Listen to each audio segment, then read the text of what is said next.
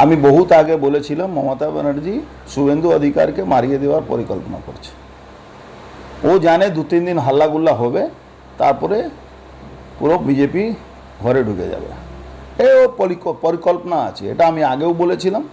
তারপরে আপনি মনে আছে ওই সেন্ট্রাল আইবি তরফ থেকে রাজ্য সরকারকে বলা হয়েছিল, ওর সিকিউরিটিও বাড়ানো হয়েছে। কিন্তু কালকে সিকিউরিটিদের ভূমিকা দেখে আমি তো বলছি সিকিউরিটিদের ভরসা থেকে তো শুভেন্দু অধিকারী মার্ডার হয়ে যেত। একটা ডান্ডা চালায়নি সিকিউরিটি, সেন্ট্রাল ফোর্সের সিকিউরিটি। কেন ডান্ডা চালাবে না? কেন ব্ল্যাঙ্ক ফায়ার করবে না? কেন, কি কারণে? তাহলে এদেরকে টুটু জগন্নাথ বানিয়ে রাখার জন্য এখানে পাঠিয়েছে। আমি একটা ভরসা আছি কি আমার সিকিউরিটি আছে। আজকে পুরো বিজেপিটাকে কাঁধায় তুলে নিয়ে উনি ঘুরছেন। সারা বাংলার আওয়াজ উনি, শুভেন্দু অধিকারী। সারা বাংলার মানুষ উনার উপরে ভরসা করছে কি উনি আমাদের বাঁচাবেন। আর উনার অত সিকিউরিটি, আর সিকিউরিটি ভূমিকা কালকে একটা ডান্ডা চালায়নি, একটা ব্ল্যাঙ্ক ফায়ার করেনি।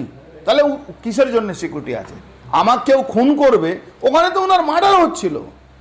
উনি কপাল, উনার বাবা মা আশীর্বাদে কালকে উনি বেঁচেছে। উনি সিকিউরিটির জন্য বাঁচেননি, উনার বাবা মা আশীর্বাদে উনি বেঁচেছেন। Mamata Banerjee foolproof plan ছিল, Mamata Banerjee foolproof plan ছিল।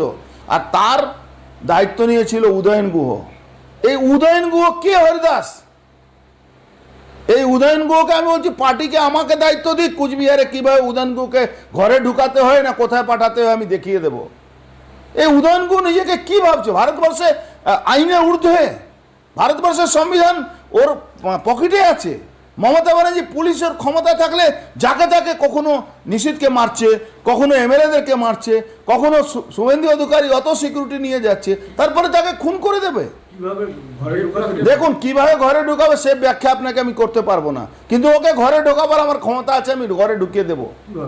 কিভাবে ঢুকাবো সেটা আপনাকে বলতে পারছি না, আমার বলাও ঠিক না।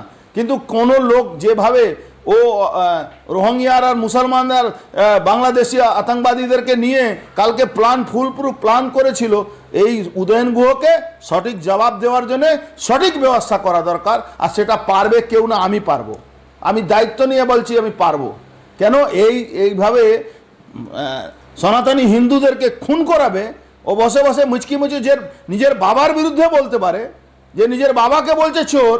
সে লোকটার উপরে সে লোকটাকে এই কিভাবে মানুষ ওকে রাখবে, কিভাবে বিশ্বাস করবে, এটা একটা বড় প্রশ্ন আছে। উদয়ন গুহ যে ভাষায় বুঝে সেই ভাষা তাকে জবাব দেওয়া উচিত। সারা বাংলায় বিজেপি কর্মী যেখানেই আছে উদয়ন গুহ মতন লোককে তার সঠিক জবাব দেওয়া উচিত। আর থাকবে আসামে বর্ডারে আর শুভেন্দু অধিকারীকে খুন করাবে আর বাহাল তবিয়তে থাকবে, এটা ঠিক না।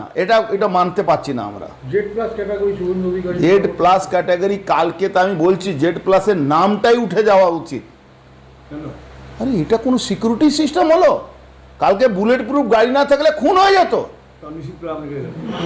নিশীথ পরমাণিককে আমি ধন্যবাদ জানাবো, একটা গাড়ি দিয়েছিল ওনাকে, সে তো সরকার দেয়নি, ওর তো পার্সোনাল গাড়ি আছে নিশীথ পরমাণিক।